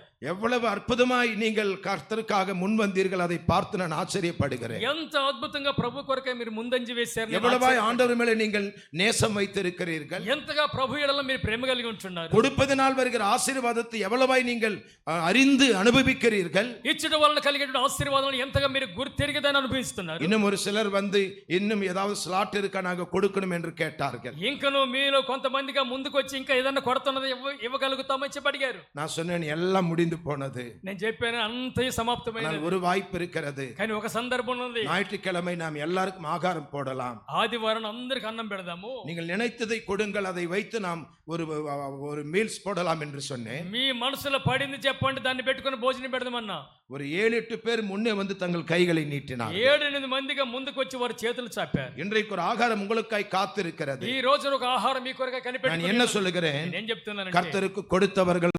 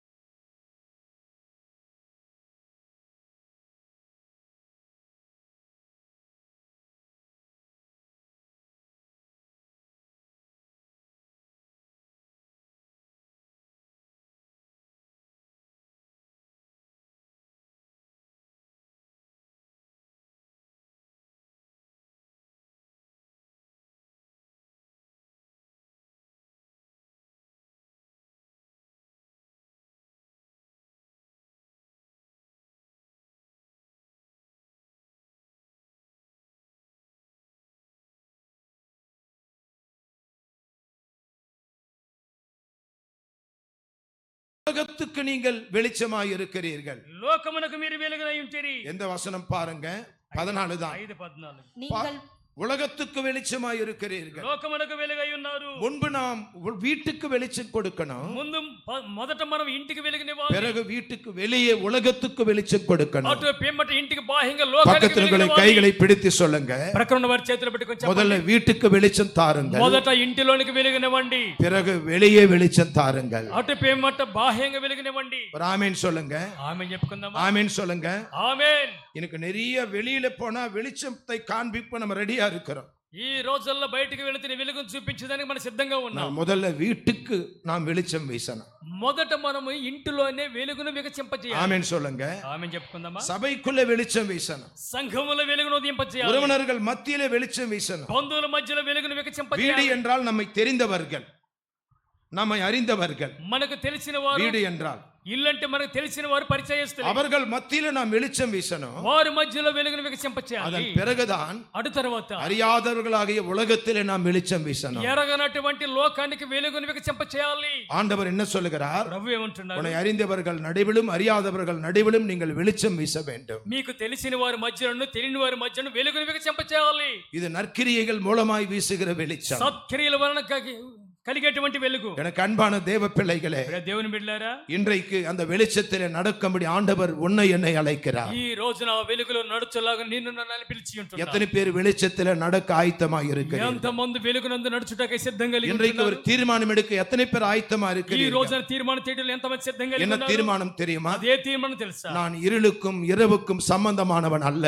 నేను చీకటికి నీ లోకానికి సంబంధికుని కాదు. கர்த்தர் என்னை வெளிச்சத்தின் பிள்ளையாய் மாற்றி இருக்கிறார். ప్రభువు నన్ను వెలుగు సంబంధిగా మార్చాడు. நான் வெளிச்சத்திலே நடக்க வேண்டும், మనము వెలుగులో నడవాలి. வெளிச்சம் வீச வேண்டும், వెలుగును వికసింపచేయాలి. வெளிச்சத்தின் ஆசீர்வாதங்களை சுதந்திரிக்க வேண்டும். వెలుగు ఆశీర్వాదాలు పొందుకోవాలి. கைகளை உயர்த்தி ஹல்லேலூயா சொல்லுவோம். చేతుల తలలు చెప్పండి. ஹல்லேலூயா, హల్లెలూయా, ஹல்லேலூயா, హల్లెలూయా, ஹல்லேலூயா. హల్లెలూయా. கர்த்தருடைய வெளிச்சத்திலே நடப்போம் வாருங்கள். దేవుని యొక్క వెలుగులో నడిచేదమ రండి. இருக்கிற இடத்துல நாம் யாவரும் தலை சாய்த்து கண்களை மூடுவோம். ఉన్న చోట మనందరం మూడు తల వంచి కళ్ళు మూసుకో. 5 விதமான வெளிச்சத்தின் ஆசீர்வாதங்களை கர்த்தர் உங்களோடு பேசி இருக்கிறார். 5 రకాల వెలుగు ఆశీర్వాద ప్రభు మనతో మాట్లాడి ఉన్నాడు. அவைகளை தொடர்ந்து நீங்கள் தியானியுங்கள். వాటిని తరచుగా మీరు ధ్యానించండి. மற்றவர்களுக்கும் இந்த கிறிஸ்துமஸ் நாளிலே இந்த வெளிச்சத்தின் செய்தியை நீங்கள் பகருங்கள். ఇతరులకు ఈ క్రిస్మస్ దినాలలో ఈ క్రిస్మస్ శుభవార్తమానం మీరు ప్రచారం చేయండి. எத்தனை பேருக்கு இந்த வெளிச்சத்தின் ஆசீர்வாதம் சொல்ல வேண்டுமோ சொல்லுங்கள். ఎంత మందికి వెలుగు ఆశీర్వాదాలు చెప్పండి. கர்த்தருடைய வெளிச்சம் வீசுமானால், దేవుని యొక్క వెలుగు గాని ప్రకాశిస్తే, எப்பொழுது கர்த்தருடைய வெளிச்சம் வருமோ ఎప్పుడైతే దేవుని వెలుగు వచ్చునో இருள் வெளிச்சமாய் மாறி போகும். చీకటి వెలుగుగా మారును. எப்பொழுது கர்த்தருடைய வெளிச்சம் வருமோ ఎప్పుడైతే దేవుని వెలుగు వచ్చునో அற்புதமாக அதிசயமாக நாம் வழி நடத்தப்படுவோம். అద్భుత ఆశ్చర్య రీతిగా మన మార్గం నడిపించబడతాము. எப்பொழுது கர்த்தருடைய வெளிச்சம் வருமோ ఎప్పుడైతే దేవుని వెలుగు వచ్చునో மறைந்து புதைந்து கிடக்கிற ஆசீர்வாதங்கள் வெளியே வரும். మరుగై దాగి ఉన్న ధరణ వీధి బాహ్యంగా వచ్చును. எப்பொழுது கர்த்தருடைய வெளிச்சம் வருமோ ఎప్పుడైతే దేవుని వెలుగు వచ్చునో நம்முடைய வீடுகளை கர்த்தர் சந்தோஷ நிலையங்களாக மாற்றுவார். మన ఇళ్ళను దేవుడు సంతోష నిలయాలుగా మార్చును. எப்பொழுது கர்த்தருடைய வெளிச்சம் வருமோ ఎప్పుడైతే దేవుని వెలుగు వచ్చునో அநேகரை கர்த்தர் பக்கமாய் திருப்புகிற நட்சத்திரங்களாக நாம் மாறுவோம். అనేక మంది దేవుని వైపు తిరిపెట్టు கர்த்தர் నక్షత్రములు கொடுத்த இந்த మారుతాము. செய்திக்காக கரங்களை தட்டி கர்த்தரை దేవుడు மகிமைப்படுத்துவோம். అనుగ్రహించిన వర్తమానానికి మన చేతులు దేవుని தகப்பனே, உம்முடைய திவ்ய வார்த்தைகளுக்காக நாங்கள் நன்றி செலுத்துகிறோம். తండ్రి మీ దివ్య సందేశానికి మీకు వందనాలు இந்த తెలుసు. கேட்ட செய்தி எங்களுக்குள் ஆழமாய் பதிய வைப்பீராக. విన్న వర్తమానమాల లోతుగా మీరు இந்த செய்தி పదిలపరచండి. எங்களுக்கு ஊழியம் செய்யட்டும். ఈ వర్తమానమాల పరిచర్య எங்கள் చేయనివ్వండి. இருளை இது வெளிச்சமாய் மாற்றட்டும். మా చీకటిని వెలుగు మార్చండి. எங்கள் துக்கத்தை சந்தோஷமாய் மாற்றட்டும். మా దుఃఖాన్ని సంతోషం எங்கள் మార్చనివ్వండి. சாப வாழ்க்கை தரித்திர வாழ்க்கை நீங்கி ஆசீர்வாத வாழ்க்கை கொண்டு வரட்டும். మా శాప దరిద్ర బ్రతుకులు మారి ఆశీర్వాదంగా మారనివ్వండి. அநேகரை கர்த்தர் பக்கம் திருப்புகிற தீபமாய் எங்களை மாற்றுவீராக. అనేక మంది ప్రభువు తిరిపెట్టేటువంటి దీప్తిలుగా మార్చండి. கேட்கிற எமக்கும் அநேகருக்கும் இந்த செய்தி ஆசீர்வாதமாகட்டும். వినేటువంటి అనేక మందికి వర్తమాన உமக்கே துதி கன மகிமை செலுத்துகிறோம். మీకే స్తుతి ఘనత మహిమలు இயேசுவின் நாமத்தில் வேண்டி ஜெபிக்கிறோம் நல்ல பிதாவே. యేసయ్య నామమున వేడుకొని ప్రార్థిస్తున్నాము తండ్రి. ஆமென் சொல்லுவோம். ఆమేన్. அல்லேலூயா. హల్లెలూయా.